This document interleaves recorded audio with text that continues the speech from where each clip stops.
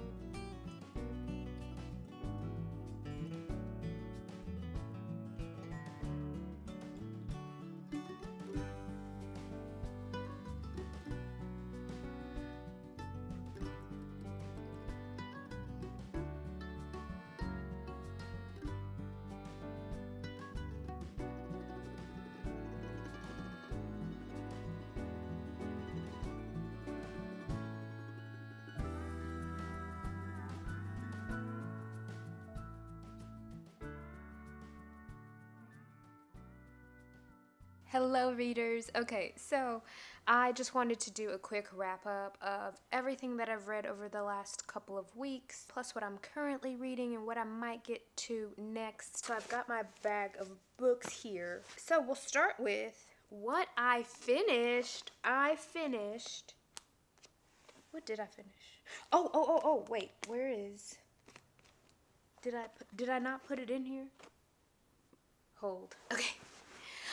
We'll start with The Awakening. So I said this in my Goodreads review, but I think there is such feminine clarity on nearly every page of just like feminine enlightenment. And what I mean by that is that Edna, she comes to these like realizations about the life that she has been living by just nature of her being a woman. Because she is a woman in a certain time period, she has just done all of these things, gotten married, had children, been the good wife. And for like what reason? Is that what she really wanted? And so like on every page, as she is coming into her full awakening of what life is for her, you see sort of like her former self being chipped away at, her realizing with every moment that she has lived what I've seen in one review of Sula called a secondhand life, a life that you have decided to live based on societal standards instead of based on what you want. Yeah, that was The Awakening. So I also finished reading I Hope This Finds You Well, which is an office romantic comedy. In general, this is about a woman who is been at this office job for quite a while, and she thinks that all of her coworkers hate her, and so she sends them emails with her gripes about them, but she puts the text in white so that they can't read it. She forgot to put one of them in white. She gets caught and she has to go to an HR training, and the story ensues. Because I went into it sort of thinking that it was just going to be about the effects of capitalism and our current work culture, corporate work culture on the American psyche, I didn't realize it was going to be like a romantic comedy, so I was surprised when I found myself laughing. There was definitely funny, but ultimately it just wasn't for me. I know I started this video saying that I wasn't going to borrow or buy any contemporary fiction because I learned my lesson from last year that it didn't work for me. This is a book that I already owned. With that in mind, I can put this in the pile of books that will go to be donated. I'm sure somebody out there might enjoy this. It just wasn't for me. What I'm currently reading is I've got this book of poetry. There lives a young girl in me who will not die. This is actually, it's a book of poetry that's actually kind of pretty sad. But going on of what I'm currently reading. So for the Enchanted April, I am about 80 to 90% done. I'm on page 167 and there are, I think, 220 pages in this. So almost there. I'll probably finish this later today. So this is about 4 women who answer an ad to rent a medieval castle in Italy. They are in London and it is very dreary and dark and depressing and rainy in London in April, and so they want to go to this Italian medieval castle. They all have different reasons for wanting to go. It's really a contemplation on different women's personalities and the breaking down of certain social facade while you're on vacation, if you will.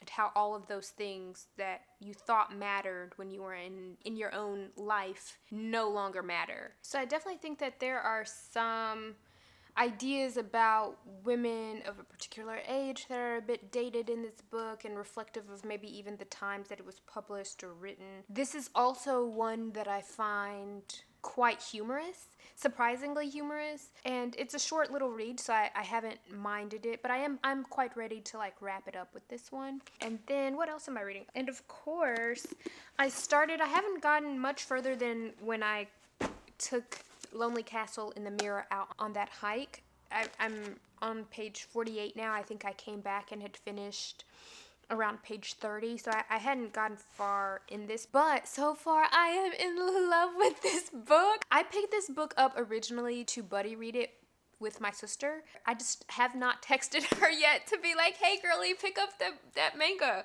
But I think she's like in love with the anime, and so I just wanted to read something that was more her speed, and like literally this is so cute. It's about this girl who is being bullied at school, and so she starts to develop an anxiety around going to school, and then she stops going to school. This sort of like disappoints and frustrates her parents, and so it leads to like this even more anxious state that she's in. I love the main character in this, Kokoro, one day discovering that the mirror in her room leads to this castle where she is with, I think, 6 or 7 other kids, and they are tasked with the quest to find a key, and the one of them that finds the key will get to have one wish. But so far this is so cute, and I'm so glad to be reading it. And I think once I finish up the Enchanted April, I'm really gonna like devour this and work my way through this at a very quick speed. So I'm excited to read the rest of this. But here's what's in store for me and what I will be reading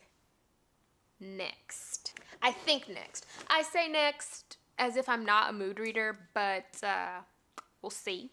I've got some Sense and Sensibility. Last summer when I was in the UK, I read my first Jane Austen in a while. I've read Jane Austen in school, like most people, but it wasn't my thing.